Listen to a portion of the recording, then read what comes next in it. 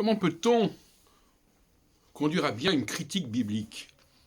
Comment peut-on faire remarquer une incohérence dans le texte biblique, une invraisemblance? Je vais vous en donner un très bon exemple, il me semble.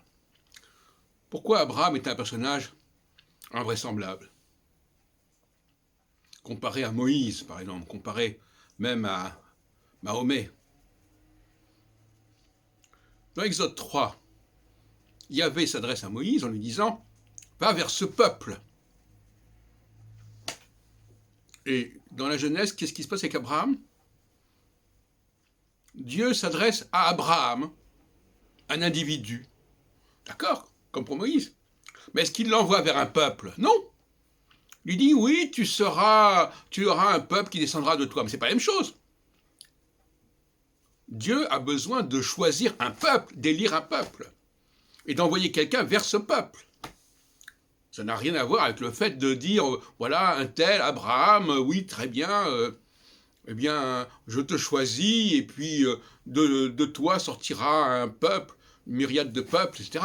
Ça n'a rien à voir, c'est incohérent, c'est invraisemblable. De la même façon que dans l'Exode, il y a à la fois, dans la deuxième partie, Moïse est envoyé vers le peuple, mais dans la première partie, Yahvé se présente comme étant le Dieu d'Abraham, d'Isaac et de Jacob. C'est pas un peuple, ça. Voyez-vous? Donc il y a deux théories, deux scénarios qui s'entrecroisent, y compris dans le même chapitre.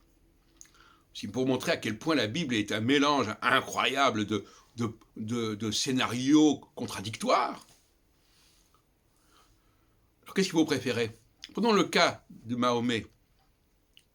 Même si ce n'est pas parfaitement raconté, mais on peut reconstituer la cohérence. Allah s'adresse à Mahomet. Mahomet est l'envoyé d'Allah, Rasoul Allah. Mais il l'envoyait vers qui?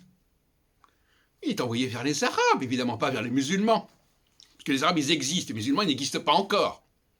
Or, Dieu s'adresse à un peuple qui existe déjà, dont il va peut-être transformer le destin, la fonction, le fonctionnement, mais qui existe déjà.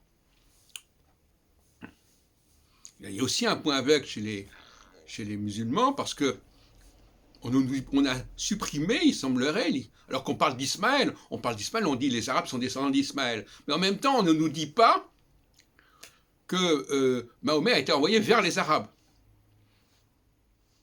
Donc voilà tout un ensemble de scénarios bizarres qui s'entrecroisent, qui se juxtaposent. Et